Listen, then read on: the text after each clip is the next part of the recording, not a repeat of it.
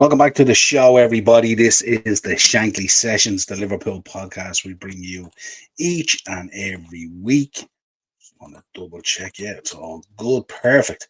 Yes, that we bring you each and every week, as I said. This is your match reaction. Liverpool 3, West Ham 1. A really, really, really good result for us. Keeps us in touch with Man City, 2 points second in the league, 2 points off Man City, which is really, really important. And I stress that looking at Man City, they're just a juggernaut at the moment. But I did say it's key. The sending off of Rodri yesterday was going to be key, depending on how that pans out. Is it 3 games, 5 games, grabbing your man around the throat, what way it's going to pan out? But it's really, really important that we really keep pace with them.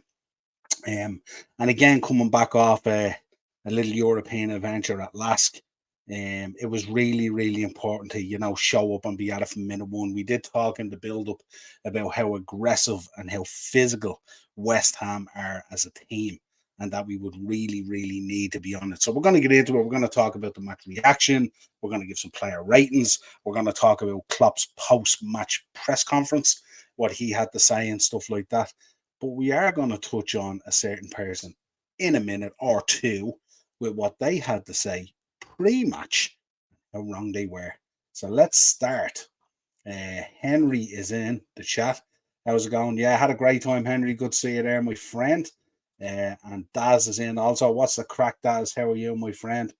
Morris is in. Cheap Heat Productions podcast. Go check it out on Henry's channel as well. And Daz, all these guys creating stuff all the time.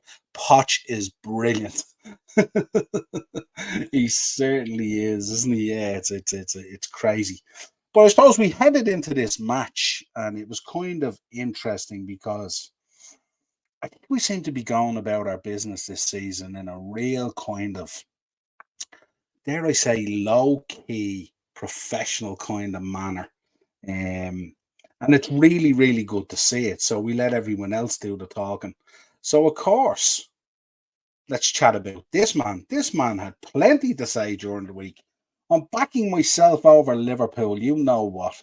I actually think we're going to finish higher than Liverpool this season. I'm putting it out there. Hold that thought, Mikel Antonio. In future, and give your gaffer this advice as well. Don't be puffing your chest out and talking aloud like this and saying silly things. Okay, that's not the way to go. And as a result of that, this is what happened in the game. He only completed 5 passes against Liverpool in the match. He failed to win any of his 6 aerial duels. We're going to talk about how immense Virgil van Dijk was in the air today. We will talk about the goal as well, but we have to talk about how immense Virgil van Dijk was today, winning nearly all his aerial duels. It was phenomenal. Mikel Antonio lost the most duels in the match. Absolutely. I mean, he was pocketed today. And I said it, I don't get it. I don't get it from these people coming out talking like that, putting that additional pressure on your team that you don't need to put on. You're coming to Anfield. It hasn't been a successful happy hunting ground for you. You know what I mean? I get there's a bit of confidence there winning that European trophy last year and stuff like that. But your league form last year was shocking, to the point where you were nearly getting relegated, to the point where Moyes was nearly getting sacked. So don't be puffing your chest out coming up to Anfield thinking that you're all that. Because when you do that, this is what happens. So let's get into the game and talk about the game. I thought it was a brilliant game of football. I thought in terms of the physicality, in terms of the directness of both teams, we knew what we were getting with West Ham right from the get-go. What a save from Alisson Becker, from Souček, I think it was. Full stretch header, and he saves it. Absolutely brilliant. As good a save as you will see anywhere, and potentially a contender maybe for a September save of the month, maybe after bagging August.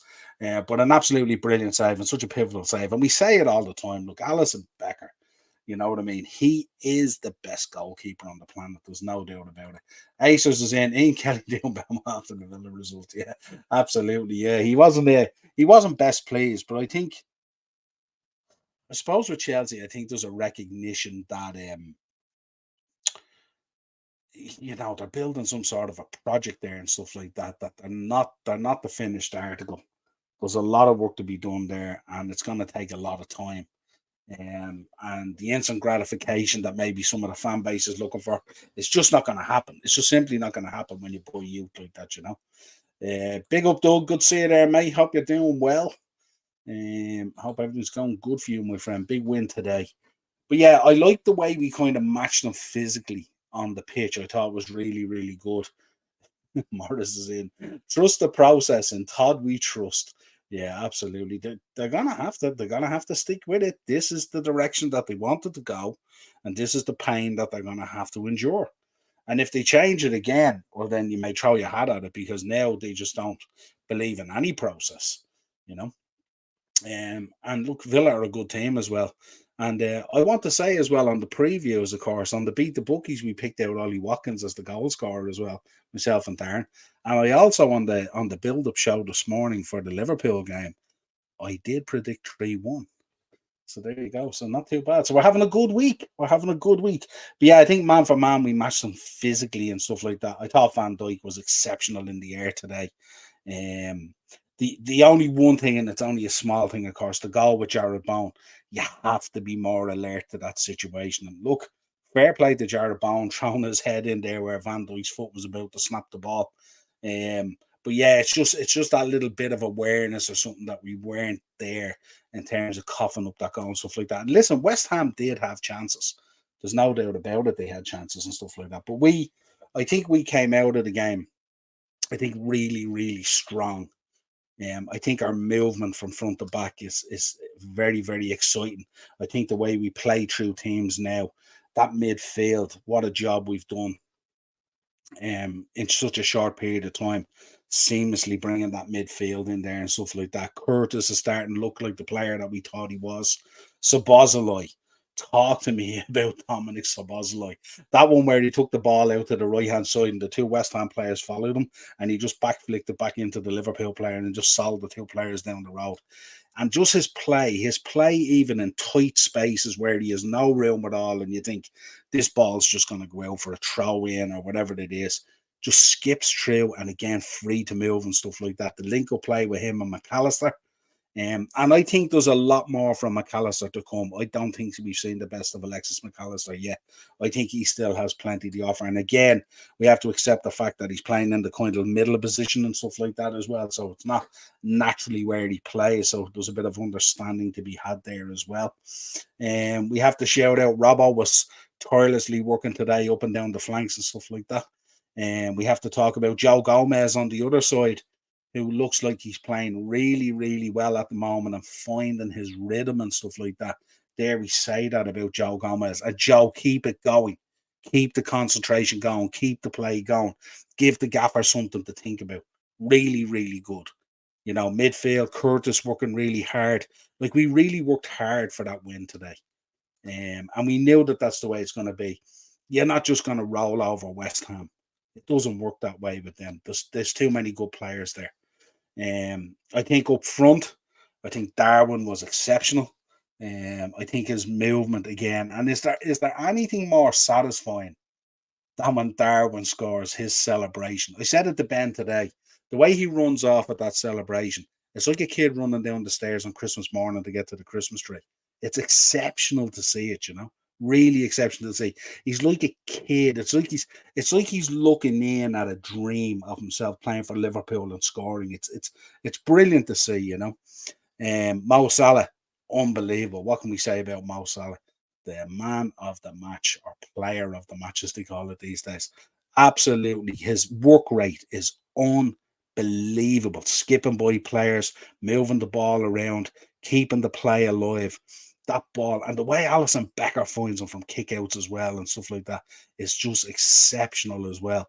But I just think his overall game, I think with Mo Salah at the moment, the most dangerous part of Mo Salah at the moment, and it's not even necessarily goal scoring, it's his link up play and his ability to find players. Now, a couple of times today, a couple of passes were just a little bit short, just not enough on them and stuff like that.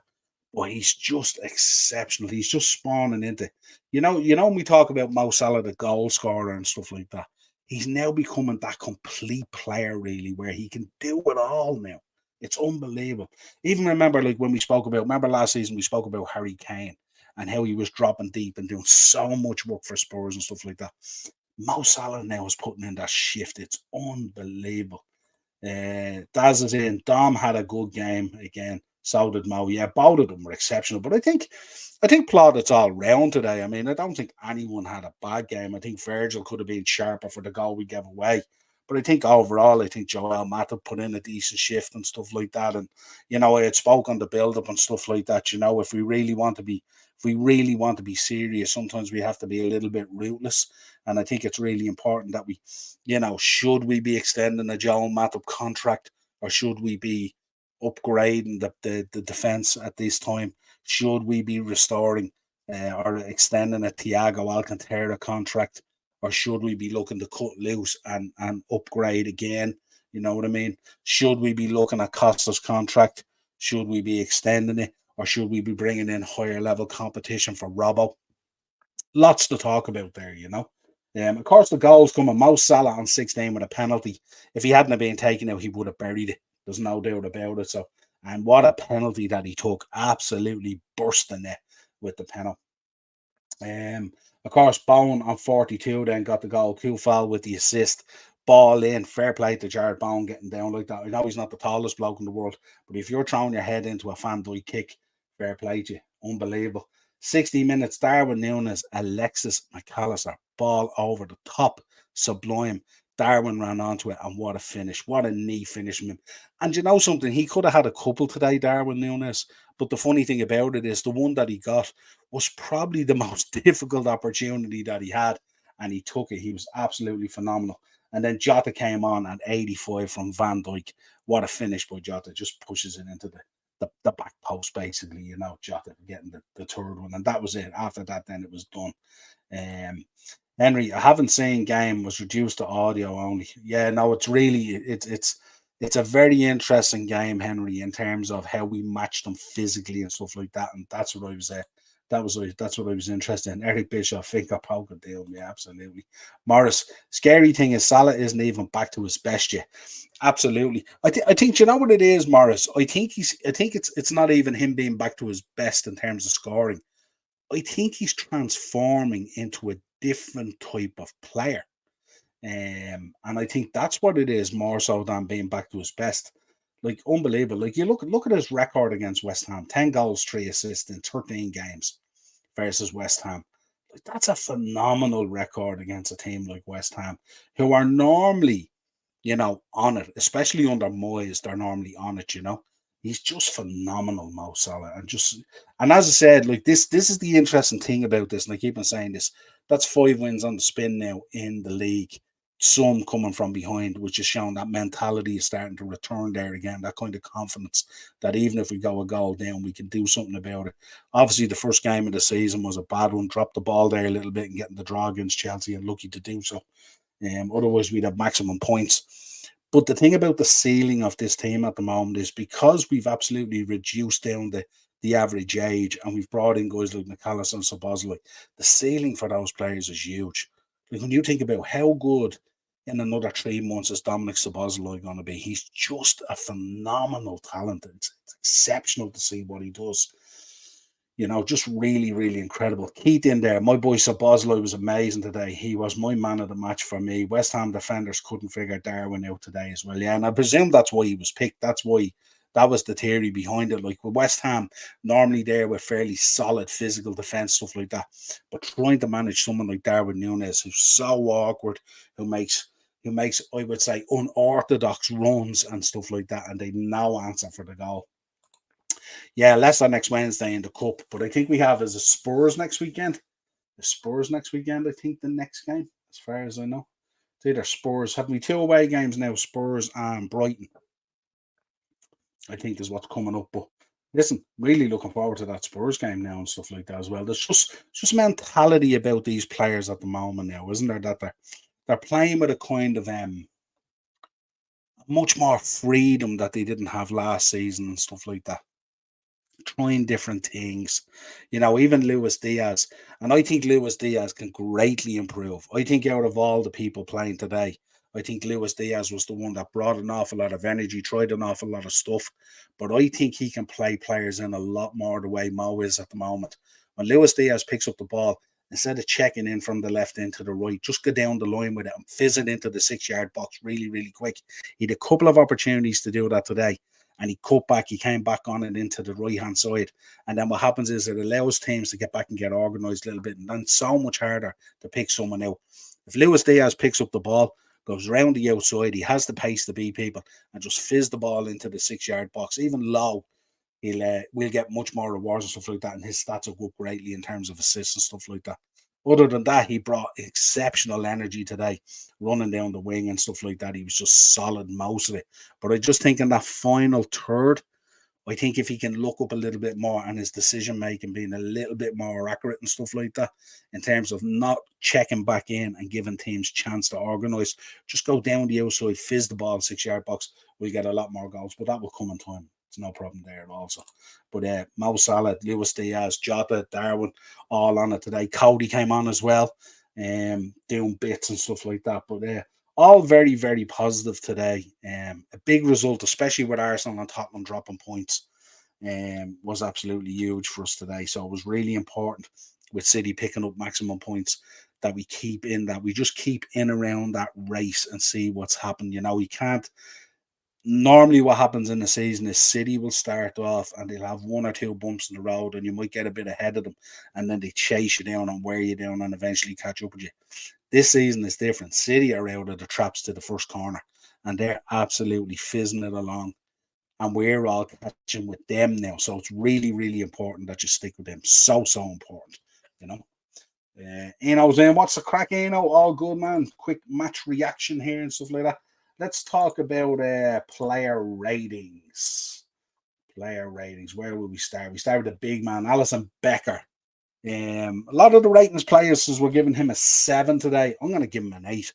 That save that he made right at the start of the game is as world class as you will get.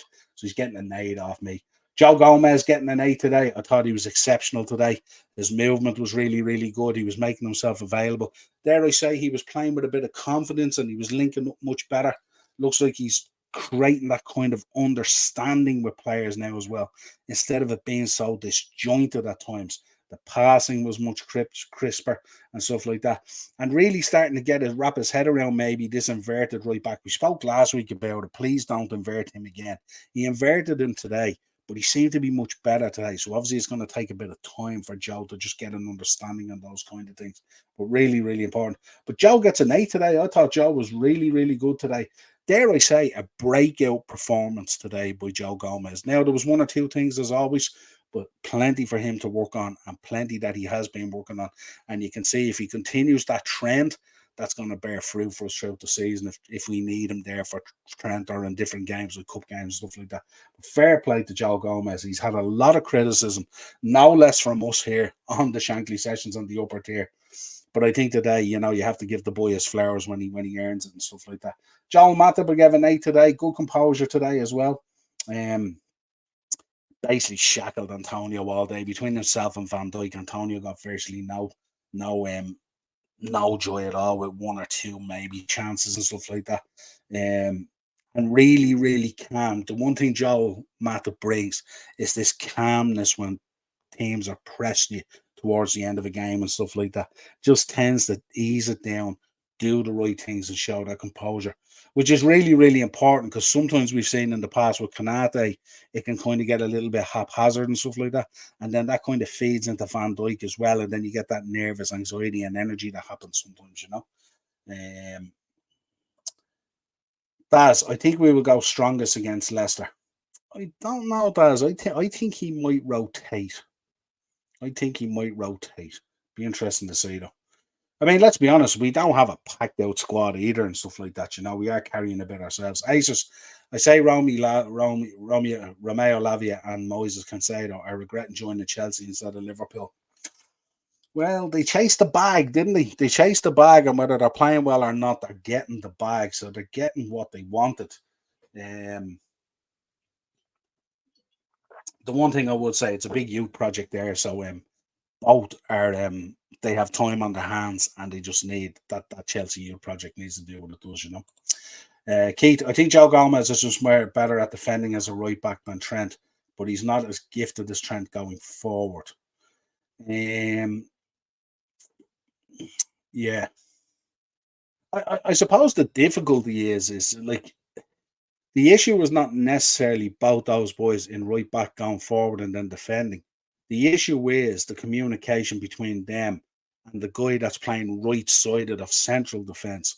And when things break down and things start coming down that side, how that right sided central defender is supposed to move over to provide the cover. You can't really just expect people to invert into the midfield, try and be these creators and stuff like that and suddenly be back in that right back position. Now, I know Kyle Walker, he's the exception to the rule because that guy just has an engine on him that's unbelievable. But we have to be aware of that and stuff.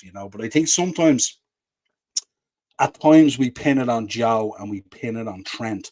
And I think actually, if you look at the way that inversion is supposed to work, the key guy in that is the right central defender in terms of the cover. So we have to be careful of that. Is the Leicester game on TV? I have no idea, Henry. I haven't really looked at it. I always get the games anyway, but yeah, I'm not too sure. Niall, I've tapped into my inner podcast alter ego. Oh god, Salah's body is insane too. Yeah, look, he's just that guy. Like, he's the chicken avocado peanut butter guy. He's just that guy is just insane. Yeah, his diet must be so clean. I mean, it's just incredible. Big shout to everyone. Yeah, absolutely. Acers. Todd Bowley thinks he's Donald Trump of soccer. Yeah, tell you, tell you. Now, Henry, it might be on at Talk Sport. Yeah, absolutely. Yeah, you'll pick it up somewhere anyway. Henry Spurs. Yeah. Oh, okay, that's yeah. So they're the comments. Let's go back in. Virgil van Dijk. I'm giving Virgil a 7 today. You could have given Virgil an 8. I thought his aerial duels were outstanding. I think he won nearly every single header that he could. He was absolutely brilliant today, clearing headers all the time, and even difficult headers where it was hard, where he was being there was a lot of physicality to some of them. He was still winning them and stuff like that. Really, really strong in those moments. Again, just that bit of awareness for the Bowen goal, which is really, really important. He should feel Bowen coming in there, and he should have been stronger coming across. So really, really important from that point of view. But and the header setting up the third, of course, but really, really strong today from Virgil van Dijk. He put in a real physical game today, didn't he? Which was really, really cool to say. Andy Robinson getting a 7, constantly probing down the left-hand side, constantly dropping back, constantly wanting the ball. And I think at times, one thing I've noticed today as well, I think at times when we have the ball on the right-hand side, I don't think we switch it to the left quick enough. I think it's kind of too slow the way it comes in, sometimes into Allison, then into Virgil, and then out to Robbo. And you can see Robbo at times is calling for the ball much quicker. He wants it much quicker and stuff like that. I think we could look at that and maybe be quicker, much quicker and sharper at switching the ball to the left-hand side, just to give Robbo that bit more time in terms of progressing the ball down the left-hand side. I think at times the switch from right to left is just a bit too obvious and a bit too stationary, I would say. But let us know your thoughts on it. Henry, under 18s won yesterday, under 20s won today, and first team won the treble. Shame the ladies were not playing. We would have won a quad. Yeah, absolutely. Uh, Newcastle United versus Man City on Sky on Wednesday. Yeah, no surprise in that. Richard's in. How are you, Richard? Good to see you. Do you think Liverpool should sell Thiago and Salah in January 2024? I don't think they should sell Salah. I think they should keep him, see what happens, go as far as the summer and see what happens. I think is really, really important. With Thiago, it's a difficult one with Thiago as well, because I think the problem that we have at the moment with the way things are evolving in the Premier League, you really can't be carrying. And I don't want to call Thiago a passenger because he's such a brilliant footballer. On his day, he is absolutely unbelievable. The problem is he's not available enough through injury. How does he fit into how our midfield is now evolving? And not only that, when he does pick up a knock or he does pick up an injury, and we hear that like we're probably going to lose him for 2 to 4 weeks, it ends up being 3 months. So I think he's just getting to that stage in his career. So if I was Liverpool, I would be looking to move Thiago on in January. And we love him for some of the stuff he did. He's an exceptional baller and stuff like that. But I just don't know where he fits into Liverpool's current trajectory. Like, even if Thiago was fit today, if Thiago's fit today, does Thiago play that game? Is he getting in ahead of Curtis? Would he be getting in ahead of Alexis if we have that 6 in there? I don't think he's getting into that midfield as a starter anyway. And what I want as well is, because he's not fit and because he picks up these knocks and these injuries now, we want that bit of competition on the bench as well for Alexis, for Curtis, for these guys. And I just think with Thiago, I think it's probably time to move him on. That would be my view on it. Anyway, where am I going too far there? I know it's on Saturday, Henry. There you go. Richard, too many Newcastle United is live is because the Arab money. That could be part of it. But look, Newcastle versus Man City in the Cup is a very, very big game. Let's be honest and stuff like that. And they tend to pick those all prem toys and stuff like that, don't they?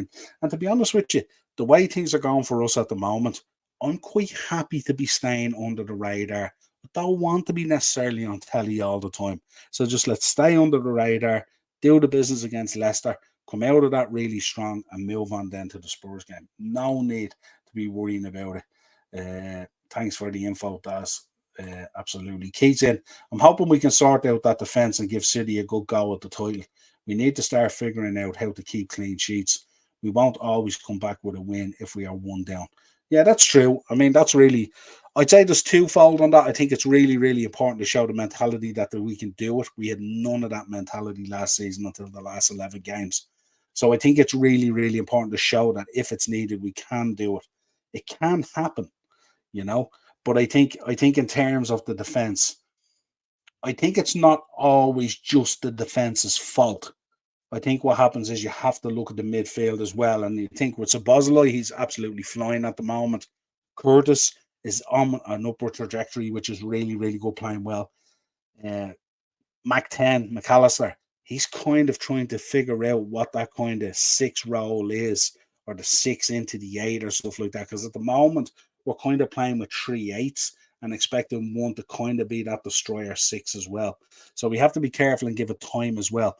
But that midfield as well, we have to be careful. Sometimes when we cough up goals early, it looks like it's the defense, but sometimes it can be defense just being a little bit exposed. I think with these things, it needs to be work all round. Shout out to Ian Kelly. Hope to catch you on the next podcast in the near future. Told you Villa would roar to victory. You did tell me Villa would roar to victory, and I think we both shared it on WhatsApp as well, didn't we? We kind of felt that like it was like I called Ollie Watkins in my beat the bookie and stuff like that. So no surprise, and I expected I think I called for a Villa win, I think, as far as I'm sure. But yeah, absolutely imperative that the big teams can take points off City this year to give someone a chance to catch them.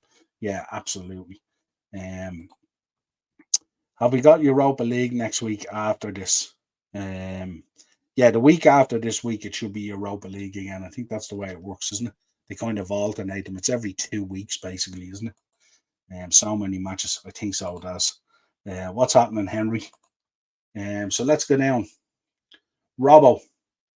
Oh, yeah, we gave Robbo. Alexis McAllister getting a 7. Better performance in the number 6 role. Of course, he's trying to adjust to this because he's not necessarily a 6. He's an 8 being asked to kind of do a kind of a hybrid 6-8 job. So a 7 from him today. That assist for that Darwin Núñez goal is absolutely filthy. Filthy. What a ball. What a ball. And what control by Núñez and what a finish. Absolutely outstanding. Dominic Szoboszlai is getting an 8 today. He was unbelievable. He's just, I don't know if you're following him on social media or not, but if you aren't following him, you should follow him, because the passion and the commitment and the desire that comes out of that guy, even through his social media, it must be unbelievable to be training beside that guy and playing beside that guy. He is so positive in every aspect of his life by the looks of things. And how he is cherishing being a Liverpool football player and the challenge that's there and stuff like that. He's absolutely phenomenal. 22 years of age, the captain of Hungary. You know, he absolutely manages himself on the pitch. and he's incredible, and he expects a level of performance that he kind of raises around him as well. And for a guy of his age, it's absolutely phenomenal. He absolutely gave West Ham today a torrid time. And not only did he, like, it's that close control and that in tight moments and stuff like that, the way he can just find a way, never wasteful in possession, always finds a Liverpool player, doesn't do anything stupid, doesn't look to play stupid passes. His his um his respect of possession is way beyond his years. He's a phenomenal player. And I just have to put that out there. Absolutely incredible. Curtis Jones today, I gave a 7 to. Energy again, that engine in the room and all, always pushing forward and all. Absolutely phenomenal. Um, was brilliant. Even after a tricky opening 15 minutes, but grew into the game. Corvo's in. 8-0 Corvo. Talk to us. 8-0 today against Sheffield United, no less. And not only 8-0, do you know what I was so do you know what was so brilliant about it as well? 8 different goal scorers. 8 different goal scorers. I wonder when that's ever happened. 8-0 and 8 different goal scorers. But unbelievable. As Henry said there, big up Corvo, yeah, on the win. Corvo, yeah, thank you, Henry. Yeah, it was phenomenal, phenomenal. And that's exactly what you needed because Eddie Howe and some of the boys there, they've been coming under a lot of pressure recently and stuff like that. So I know people will turn around and go, yeah, it's Sheffield United and stuff like that. Doesn't matter. Doesn't matter.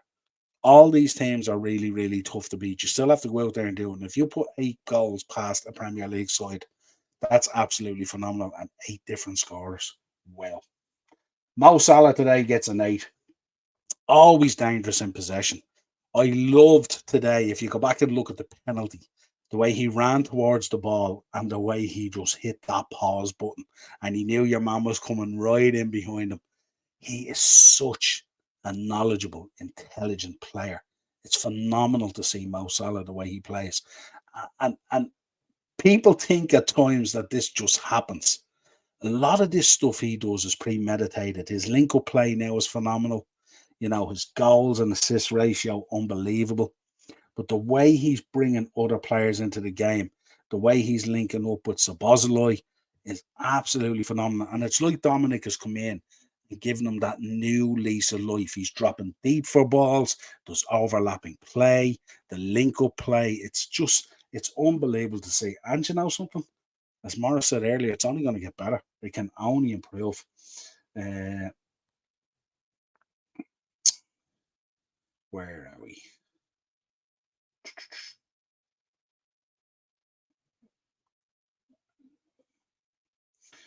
Where are we? I told you it would be easy peasy, Noel. Yeah, you did. You did. And look, I didn't doubt you. I didn't think 8-0 now, but I didn't doubt you. We have got next 2 home games next in the Europa League. Yeah, that's normally the way it goes. You go away, then 2 homes, and then you're away, and that's the way it filters out. Thiago's 32. I agree. Bayern got the best out of him, in my opinion. Yeah, I don't know. I think, look, he's had exceptional games for us as well. He just can't stay fit. And look, he had like fitness issues at Bayern as well. So I don't know. You think Sabozlai can be the next KDB? Long way to go. Obviously, he has the same kind of attributes KDB has. I think he can. I think he can, but I think we obviously just play in a different way. And I think because we play in a different way, um, there's a bigger expectation to do a bit more. Like I think KDB is fabulous at certain things when you see him on the pitch and stuff like that. But there's other things there on the pitch that just it's like they don't really interest him, so he doesn't really get involved in it. I think with Sabozlai, I think he has it all. I think he has it going forward. I think he has it in defensively, going back, his cover for players. How many times have you seen him on a last ditch right back block or tackle and stuff like that and all? That's not generally what you see from KDB. And listen, I love KDB. He's a phenomenal player and stuff like that. But it's big props. He could potentially. I see a lot in him, but I think there's more to come and there's a little bit more in him as well. Shouldn't have been played. Shouldn't have been played, Corvo. Um, Newcastle took Luton off the bottom of the table. If Luton win their next game, they go a point behind Chelsea. Worrying times at Chelsea. Oh my Morris, yeah, absolutely it is. It's worrying times at Chelsea. Let's round out these. Mo Salah, yeah, we spoke about an eight. Phenomenal, just all round, just phenomenal. Darwin Nunes, his possession, maintaining of possession was really, really good today. Uh, had a hand in winning the penalty as well, and also that phenomenal finish for the second, which I said was probably his most difficult opportunity. I really thought that one on the right, he was going to bang across the keeper like he did with the two Newcastle opportunities, but unfortunately not. Luis Diaz, I'll give him a 7 today. As I said, he keeps on running at the fences and stuff like that, but just there's an obvious pattern to his play where he doesn't go to the outside, he checks into the right. And I think he just lets, when he checks into the right, there tends to be, if you look at the way, there tends to be a rhythm to how teams just step back off that as a group. And then everything then is quite congested. I think if he goes around the outside a bit more, pulls it back from the byline into the 6 yard box, I think there's a lot more goals there for us. And you can see that's the runs that are being made. So when they make those runs into the box, if he checks in from the right, it's a bit unorthodox then in terms of the play. Whereas if you're fizzing it across the box, it's more orthodox. Gravenberch came on for Jones on 77. Um, Home debut, really, not much to talk about, really. I thought he was really, really good during the week and stuff like that. So good to see him getting on there. And it'll be interesting. The way this whole thing's developed is going to be very, very interesting now, the way it goes. Gakpo came on for Nunez on 81. Just helped us to keep the ball and stuff like that and just dampen things down in the closing stages and stuff. Jota came on for Diaz on 81 and, of course, got the third goal. Little flick down from Virgil van Dijk and Jota providing the finish at the back stick. That's your player ratings, folks. Quick one now. Let's talk. Your game against Spurs will be tasty. It will be tasty, and it'll be interesting to see. It'll be interesting to see what way Klopp takes a view or a look at that kind of Ange Ball stuff. It's going to be really, really interesting. The podcast office background looks very well, Niall. Cheers, absolutely. Yeah, change a few frames around. I give it a bit of a wrestling feel as well. So if you look on over my right shoulder is the Del Piero sign top that I had. I have a Maradona one as well to put up, but on the other side, I'll go this way. We have a pair of signed Ric Flair trunks there as well. So just to give it that bit of wrestling feel as well. Absolutely. I agree, Corvo. The refs VAR will help City.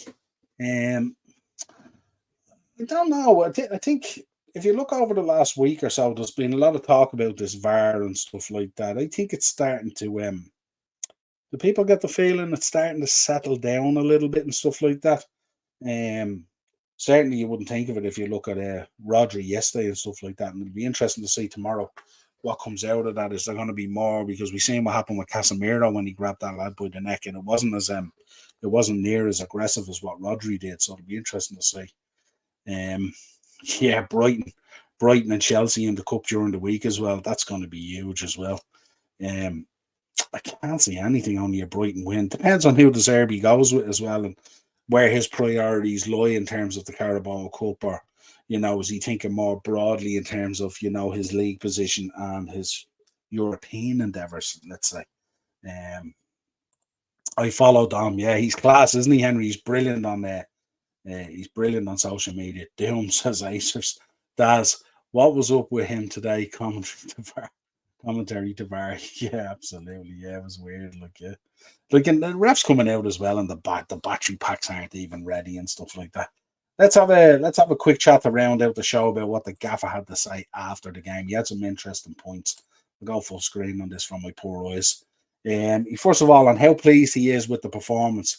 He says, as expected, a difficult game. We were not enough in control to deny them completely. We played good in different phases, yeah. And I think if you talk about it, you'll agree that, like, in pockets of the game, West Ham had a little bit of control and stuff like that. But I think the important thing that he mentioned was keeping our mind in it and all that kind of stuff. Don't losing it, and keep within it, keep strong and all that kind of stuff. I'm being excited about what this team can produce.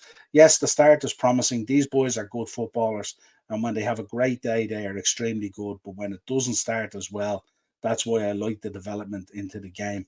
When we are not playing well, we are solid. when we are playing well, we are really, really good then. That's how you can get kind of consistency, and that's what we obviously need. So that's what he's talking about. He's talking about moments when you're not in the game, you just try and stay solid and within the game. Whereas before we were kind of, you look at last season, there was kind of capitulations and stuff like that and all. So now he's talking about that there's a solid mentality there about us, that when we're not in the game, that we know what we need to do and all that kind of stuff, you know. So really good. On dealing with West Ham's threat in the second half, very often a 50-50 situation in these moments, and you have to get the ball down on the ground, keep playing, try again, learn from the game, use the formation as much as you can, and then defend with all you have. That's what we did.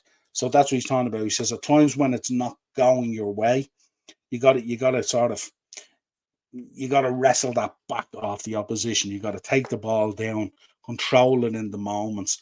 Don't cough up possession. We've often spoke about how using that respect in possession of the ball and all, just not coughing it up so easy and stuff, making sure that we wrestle back control of the game when we need to, but by being solid and then defending with all our heart when we have to. That's what we did today, and he's spot on. On Nunes' form and development, massive steps in the last few weeks. Yeah, he is a threat. You all see the goal. It was probably pretty good, right? Downplaying the goal was a great goal. That was really strong. He was always available for us. It is super important for us that we have now. I am not sure it's the right word, a ball player. So giving Darwin Nunes his props now. And that's when you think about how he has developed Darwin Nunes, you know, like confidence shot to bits last season and stuff like that, you know. Now he is starting to be that little bit more clinical and he's on the right path. But also, we're seeing a ball player now where he's coming deep, he's looking for the ball, and it's happening with Mo Salah as well. They're getting more involved in the game. You seen at that time, there was one of the games earlier in the season, I think it was, where Darwin were just hanging out up on the front line and Klopp was urging them to get back and get involved in the game and all that kind of stuff, you know. So Darwin is now learning that you have to work hard to not only just score your goals and be on that front line, but your all-around game in terms of working hard when you're playing for the team. Really, really important. Then he spoke on Wataru Endo's early weeks at Liverpool. He said he needs to get used to things here. Wataru was a super guy, very calm and very polite, and that cost him in the first 2 weeks. So sometimes I think when you're playing in the Premier League, you can just be a little bit too nice. And if you're a six, you have to be a destroyer. You have to present yourself in a certain way and stuff like that. You have to have a, you know, when we talk about that Van Dijk aura, you have to have that aura about you as a six. Fabinho had it as well. Remember at his peak, Fabinho as a six and stuff like that. You know, just, you know, his reading of the game, you know, his body language, his input, all that kind of stuff, just stank of destroyer. And I think Klopp is looking for that in Endo as well. But he did say he's going to be involved. He'll be starting more games, all that kind of stuff. But I think they're seeking Endo. He's come in and he just seems to be, and it could be just a cultural thing as well with Endo, that he's just a nice guy. But we know how good he can be. We've seen him for Japan against Germany and stuff like that. Like, we haven't brought in this player like not knowing what he can do and stuff like that. He'll have plenty to offer. He'll be called on a lot this season and stuff like that. But he just needs to develop a little bit of nastiness in that six role, maybe. Maybe that's what the gaffer's talking about, you know, that he's just a bit too nice. And maybe that's what he's seeing in training. Maybe in training he's just a bit too nice because he's like, it's all very new to him and he's trying to fit in and stuff like that and all, you know. So be interesting to see going forward how that develops. But no doubt he's going to be very good for us. Let's get back in with the comments. Where were we? The Graham Potter Derby. Jesus. The Graham Potter Derby. Good question, Keith. What did I miss? Did I miss a question from Keith or did I answer? Oh, yeah, we answered that. Yeah, absolutely. Pacers. Atletico 3-1 up against Real Madrid. Wonder how long is left, and that's probably enough time, is there, for Gio Bellingham to get two late equalisers or something? PSG 3-0 up against Marseille, not surprising. Rashford in road rage car crash. I don't know whether it was road rage or not, but he was in a car crash, and I think everything was okay and stuff like that. It's interesting. Henry, will Trent be fit, do you think? I don't know. And you know something at the moment? I definitely wouldn't play him against Leicester. Or if you are going to play him, like if the game is safe, I'd give him some late minutes, maybe just as a run out. But Trent could be key for us against Spurs. Could be key in terms of the countering of that Madison situation when you invert them and stuff like that. No, it should be very, very interesting. Um, I enjoyed Bellator in the Tree Arena last night. Oh, you went along, did you? Was it good, Acers? What was the main event, by the way? I didn't even see it. Yeah, let me know how you get on. Right, so that's it, folks. Match reaction, all good. 5 wins on the bounce in the league, all very positive at the moment. Get Trent back now and maybe a few others, but just keep the ball rolling at the moment. Keep under the radar. Let everyone else lose their mind and talk about what they're going to do and all this kind of stuff. We'll just go about our business the way we do it. No need to be getting too over the top at this stage. We're 6 games into the season. Everything is looking really, really positive. But as we know, if we're not careful and we don't keep that mentality grounded and all that kind of stuff, things can come unstuck and unhinged very, very quick. And we don't want that to happen. Class, Dom, I will enjoy match of the day tonight. Absolutely. Listen, folks, have a great evening. There's no Monday mashup tomorrow night because I'm going off to meet the one and only Eric Bischoff. So I'll see, can we put something together on Tuesday with a review of the Premier League at the weekend. I'll check with Mark, see if he's available Tuesday. We might do a Tuesday mashup. But until next time, folks, have a great end of weekend. Enjoy the start of the week. Hit it like you own it. And we will talk to you again real soon. Make sure, of course, hit like on the video, subscribe to the channel, and hit that bell notification. And of course, subscribe to all the channels in the chat as well. You know who they are. They're here each and every week supporting this channel. Give them their flowers as well. Cheers.